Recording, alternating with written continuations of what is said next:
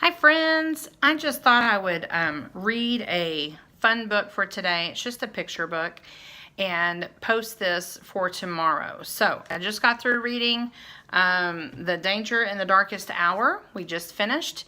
And now I want to read Ruthie and the Not So Teeny Tiny Lie.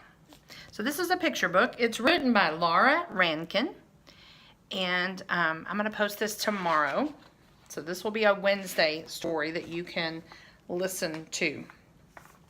The dedication page says, "For all the wonderful teachers who help our children through their not so teeny tiny troubles." Ruthie loved teeny tiny things. The tinier, the better. Her toys were the teeniest imaginable. She had dinky dinosaurs, itty-bitty trains, ponies no bigger than your pinky, and teddy bears that were barely there.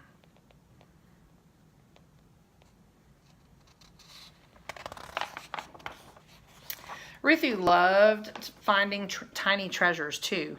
At the beach, she searched for the smallest seashells. The flowers she picked were no bigger than fairy wings. She even had an eggshell from a hummingbird.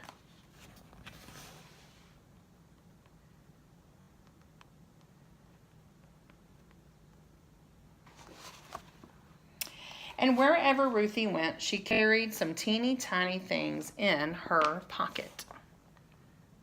So there she's on a school bus, looks like. One day at school recess, after jump rope and swings, Ruthie took a turn on the twirling bar. When she landed, she saw something in the grass. It was a little box with a teensy window and an even tinier button on top. She couldn't believe her luck. It was a teeny tiny camera. See it right there?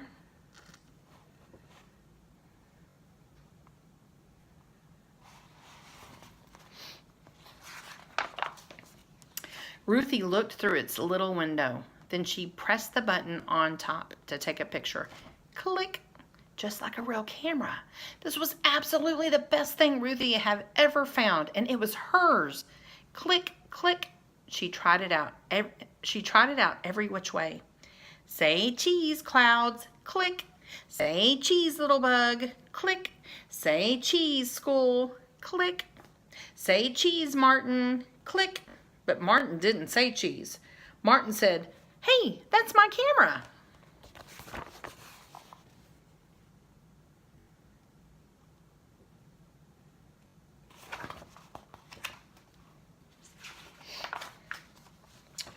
Ruthie was startled. "No, it's not. It's mine." "Give it to me," said Martin. "It's mine." "It is not. It is too." "No, it's not," shouted Ruthie, and she raced back to class.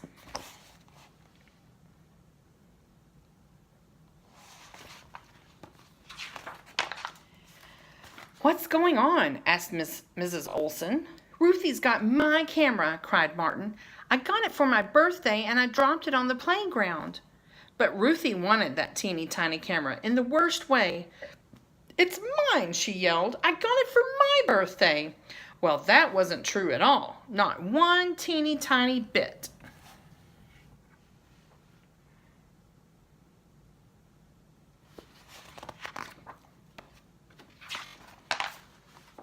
Mrs. Olson looked at Martin. She looked at Ruthie. "Goodness, this is a problem," she said. "The camera can't belong to both of you. I'll keep it safe in my desk drawer for now. Let's talk about it again tomorrow."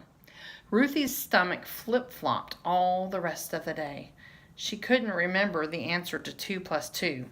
When Mrs. Olson read a story, every word flew straight out the window.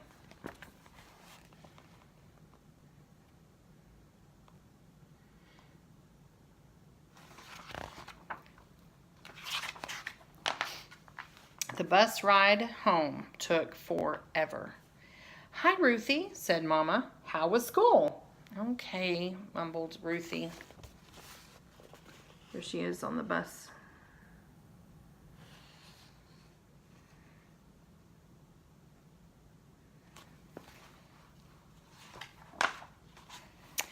Dinner was macaroni and cheese, Ruthie's favorite, but she couldn't eat. Not one little bite.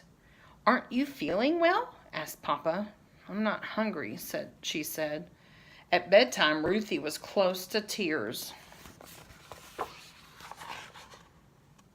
Have you ever felt like that? Where you feel so bad about something you did or something you said that you can't even sleep? "What's the matter?" asked Mama. So Ruthie told Mama and Papa the whole story. "What do you think went wrong?" asked Papa. "I said it was my camera," cried Ruthie, "but it's not." "It's going to be okay," said Papa. "You made a mistake, and tomorrow you can fix it. I think Mrs. Olson and Martin will understand." So it's a good thing she told the truth, but she still feels really bad. But telling the truth always makes it better. But the next morning, Ruthie could barely eat. Maybe Mrs. Olson wouldn't understand. Maybe Ruthie would have to sit in the timeout corner. Maybe Martin would never talk to her again. Maybe no one would ever talk to her again. Not one teeny weeny word. The school bell was about to ring, and Ruthie took a deep breath and began the long walk to the front of the room. Mrs. Olson's desk seemed very far away.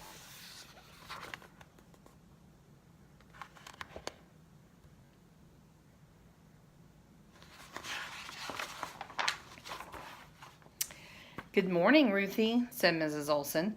"I have something to tell you," said Ruthie in a very small voice. "The camera isn't mine. I didn't get it for my birthday. I found it on the playground."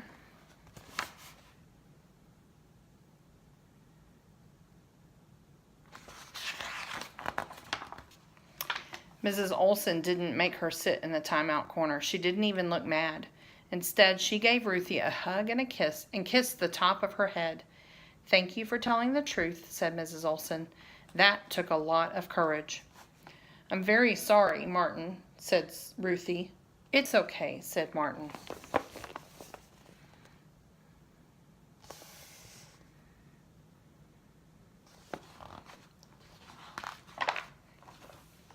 All at once, Ruthie's stomach stopped flip-flopping. She even skipped a little on the way back to her desk. She got the right answer to 3 plus 7 in math. After lunch, Mrs. Olson read the funniest story Ruthie had ever heard.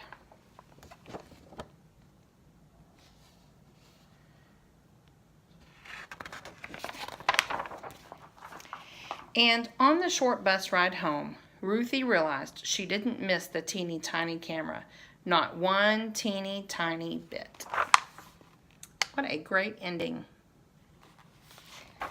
The end. So the back of the book has a picture of her, and you see what she's holding in her hand? She's holding the little teeny tiny camera behind her back. Probably because she knows that she's not telling the truth. And often when we don't tell the truth, we try to hide it. And so I hope the lesson that we learn from this book is, listen, sometimes we're going to make mistakes and sometimes we're going to lie. But the best thing to do about it is not lie and keep lying, because that just becomes a big web of lies. And so she, instead of telling the truth right away, she waited until the next morning. Well, that caused her to feel bad all day long and all night long and even the next morning. And so it's human to mess up. We're all going to mess up. But when you do, try to remember, hey, I need to be sure to tell the truth and fix it and apologize. Just apologizing and telling them the truth and telling them that she was so sorry, that made her feel almost better instantly. She was able to skip back to her desk. So the lesson I hope that you learned from this is we're going to mess up. But if and when you do mess up and when you lie, make sure and as quickly as you can tell the truth and make amends and ask for forgiveness. And then hopefully you'll be able to move on your way and have a much better day than Ruthie did. All right, thanks for reading with me.